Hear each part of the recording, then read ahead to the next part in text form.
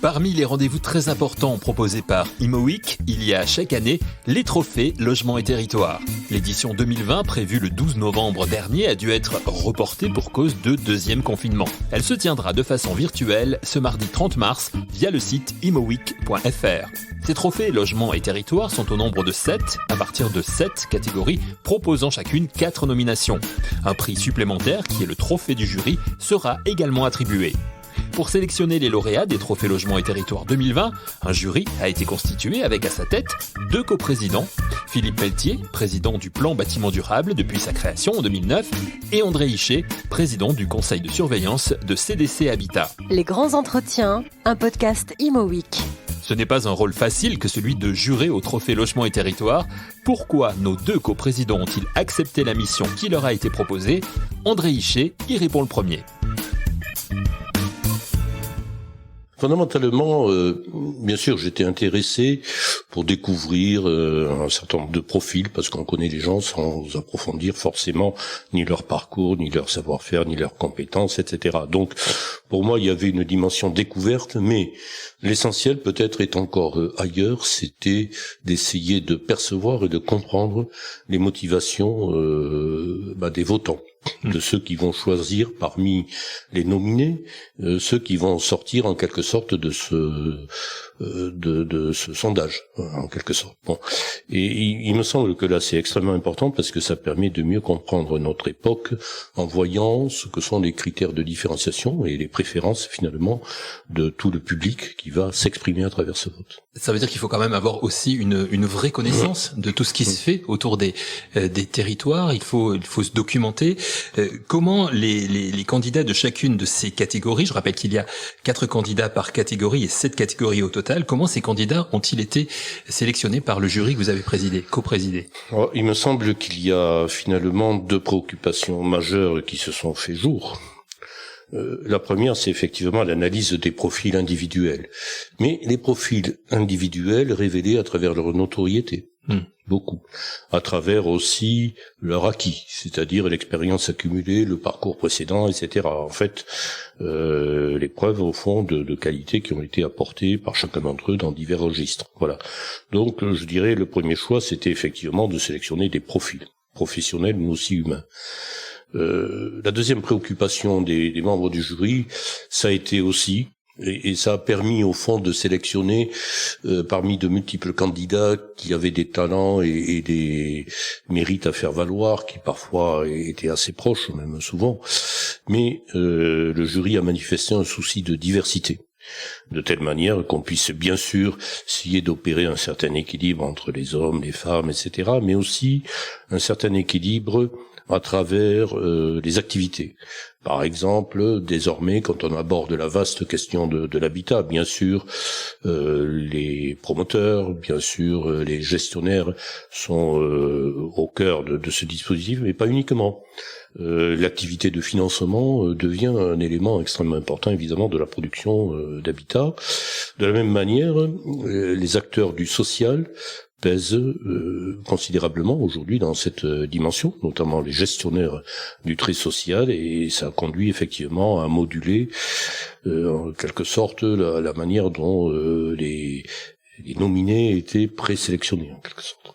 Autour de tous ces critères que vous nous évoquez, André Hichet, il y a une vraie recherche de justice quelque part. Enfin, le mot est peut-être un peu fort, mais en tout cas que les choix qui ont été faits puissent être justifiés par rapport à tous ces critères que vous avez évoqués. Oui, et puis il y a le choix bien sûr d'être le plus équitable possible, mais il y a une part de subjectivité tout à fait considérable. Je vais être clair là-dessus. Des candidats qui auraient pu être, même parmi les nominés qui ne le sont pas, auraient pu figurer dans ces listes, et je pense aussi que parmi les nominés, ceux qui ne seront pas les vainqueurs finaux de cette affaire-là ont également, au fond, pratiquement autant de mérite que ceux qui vont remporter la dernière ligne droite. Bon. Je crois qu'il y a un autre souci important, encore une fois, qui est de présenter une image la plus réaliste possible de notre secteur et aussi de son avenir, parce que finalement, il serait assez facile de sélectionner, je dirais, les stars du secteur que tout le monde connaît. Mais enfin, on a fait un effort particulier pour faire émerger, bien sûr, des jeunes talents. Il y a des catégories particulières à ce titre-là, mais des profils un peu différents. Voilà, avec le souci de dire, bien sûr, l'acquis compte beaucoup, mais il n'y a pas que l'acquis, il y a les perspectives d'avenir, il y a ce qu'on voit se dessiner, et certains profils peuvent être illustratifs, effectivement, de cette diversité croissante des modèles, des profils dans notre secteur d'activité. André Hichet, président du conseil de surveillance de CDC Habitat, et donc coprésident du jury des Trophées Logement et Territoire 2020 qui se tiendront de façon virtuelle ce mardi 30 mars via le site imoweek.fr. L'autre coprésident du jury Trophées Logement et Territoire, c'est Philippe Pelletier, le président du plan bâtiment durable. Philippe Pelletier, joint par téléphone, un habitué de cette cérémonie qu'il connaît très bien. Oui, alors voilà plusieurs années que j'apporte mon concours modeste à l'organisation et au déroulé de ces trophées du logement et des territoires. Il y a une raison très simple qui est mon engagement constant sur le thème du logement depuis maintenant plusieurs dizaines d'années, même lorsque j'ai exercé des activités d'avocat d'affaires dans le champ immobilier où l'essentiel de l'activité était tourné vers l'immobilier d'entreprise. Je n'ai jamais cessé de penser que le logement devait être un lieu d'investissement, d'innovation et de décentralisation de l'action.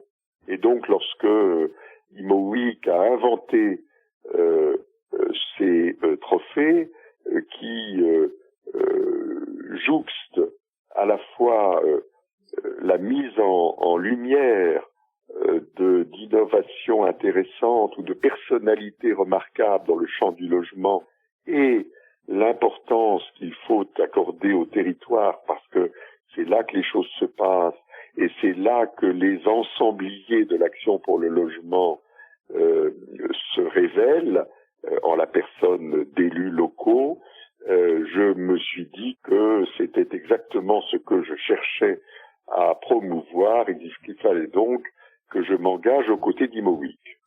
Et vous vous êtes engagé, et qui dit jury dit sélection de projets. Il y a 7 catégories dans les trophées logement et territoire, 4 candidats par catégorie. Ça veut dire qu'il faut faire des choix, c'est peut-être pas la chose la plus facile.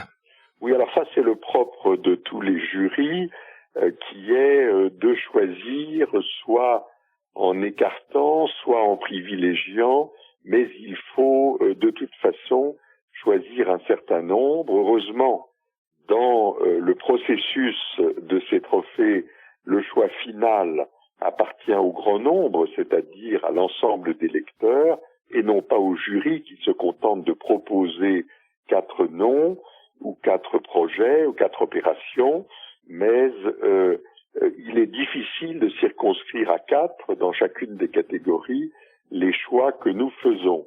Alors, on procède d'une façon qui consiste d'abord à repérer de manière assez large, en sollicitant l'ensemble des membres du jury, les opérations ou les personnalités qui pourraient être retenues, et ensuite on cherche à peser en fonction de l'actualité de ces personnalités, quelles sont celles qui, au moment donné, doivent être mises en lumière et proposées au choix du lectorat.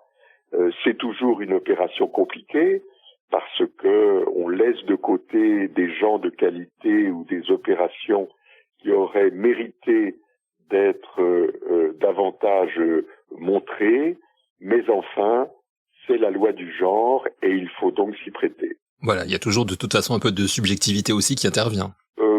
Oui, si l'on peut dire que un groupe d'une dizaine ou douzaine de membres est un groupe subjectif parce que nous arrivons généralement, et même dans le dernier jury, nous sommes arrivés à tout moment à un choix consensuel du groupe. Et donc, lorsque un certain nombre d'appréciations subjectives opèrent une conjonction autour de quelques noms, il me semble que la subjectivité de chacun se trouve lissée par l'effet du consensus du grand nombre qui s'opère au sein du jury. Donc on n'a pas le sentiment de porter des candidats ou des opérations qui auraient notre préférence personnelle. On a le sentiment de rechercher ce qui, encore une fois, à un moment donné, parce que il est très important que les propositions que l'on retienne soient bien incarnées dans l'année en question, on pense que nous faisons un choix qui peut refléter l'opinion du grand nombre. C'est du moins l'espoir que nous avons en proposant ces candidats. Des choix dont nous prendrons connaissance ce mardi 30 mars. Comment d'ailleurs va se présenter cette édition 2020 des Trophées Logement et Territoire, édition, je vous le rappelle, qui devait se tenir le 12 novembre dernier et qui a été repoussée pour cause de deuxième confinement. C'est donc une version virtuelle de la cérémonie qui vous sera proposée via le site imoweek.fr. Pour en connaître le contenu, sans bien sûr nous dévoiler déjà les lauréats, posons la question à Valérie Garnier, directrice de la rédaction de ImoWeek. Absolument, on va donc enregistrer les lauréats, les vainqueurs, et puis ça sera diffusé, bien entendu, sur notre site imoweek.fr, mais également sur tous les réseaux sociaux. C'est une cérémonie qui sera filmée et diffusée, mais sans public. Voilà, ce sera ce mardi 30 mars, c'est important. Donc pour en savoir plus, on ira sur le site imoweek.fr. Exactement. Où on découvrira toute cette cérémonie. Une cérémonie donc avec 7 catégories dans les trophées logement et territoire, 7 catégories plus un autre prix. Absolument, donc c'est 7 catégories plus le prix du jury. Je peux peut-être vous donner les avec grand plaisir. Eh bien, il y a donc le trophée du jeune talent, le trophée du programme innovant, le trophée du programme solidaire, bien sûr, le trophée du conseil, celui du promoteur, celui du professionnel de l'année, ou de la professionnelle de l'année d'ailleurs, et le trophée du jury. 8 trophées donc au total qui sont décernés en fait par les abonnés d'ImoWeek. En fait, au départ, on a entendu tout à l'heure André Hichet et Philippe Pelletier qui sont les deux coprésidents du jury. Il y a une première sélection qui est faite par le jury et ensuite ce sont les gens qui votent. Absolument, comment ça marche. c'est tout à fait ça. Donc un jury s'est réuni je crois que c'était en septembre ou octobre 2020. Maintenant, les dates m'échappent un petit peu, je dois dire, et je vous demande de bien vouloir me pardonner. Donc le jury s'est réuni, il a décidé de nommer l'ensemble des professionnels dans toutes les catégories que je viens de citer. Nous avons mis cette liste sur notre site et nos internautes ont voté. Comme ils font d'ailleurs chaque année, et puis voilà, à partir de là, c'est le premier qui est arrivé en tête qui remporte le trophée de sa catégorie. Donc c'est un choix véritablement démocratique, on peut le dire. Ah, complètement démocratique, oui, tout à fait. Ce sont des trophées qui ont acquis quand même une véritable importance au fil des années dans le métier. Oui, absolument. C'est d'ailleurs la 11e année de ces trophées logement et territoire. C'est véritablement un événement fédérateur, je crois qu'on peut le dire, puisqu'il rassemble à la fois les professionnels du logement et ceux des territoires. Donc je crois que c'est un événement c'est pas que je crois, j'en suis sûre, un événement très attendu par tous les professionnels de l'immobilier du logement.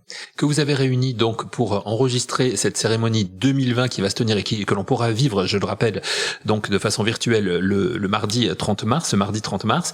Vous les avez réunis, en tout cas tous les lauréats, en accord bien évidemment avec les mesures sanitaires actuelles. Ah évidemment Eric, ça de toute façon je crois qu'on peut plus y échapper, quoi qu'on fasse, où que l'on soit, on est obligé de mettre en place tout le branle-bas de combat des mesures de sécurité, et c'est bien normal d'ailleurs, donc bien sûr nous respecterons les mesures de sécurité en vigueur. Et bien sûr, les trophées logement et territoire, la cérémonie en général c'est aussi de conférences, de débats, il y aura ça aussi cette année ? Bien sûr, on a décidé de conserver bien entendu un débat, et cette année, le thème principal de ce débat, c'est comment construire plus et mieux. une belle question. Ah, c'est une belle question. Bon. Avec, j'imagine, des intervenants de qualité, là encore. Des intervenants de très grande qualité, et on a souhaité mettre 4 femmes, parce que les femmes ont pris le pouvoir quand même dans le logement, hein, on peut le constater ces derniers temps avec les nominations récentes.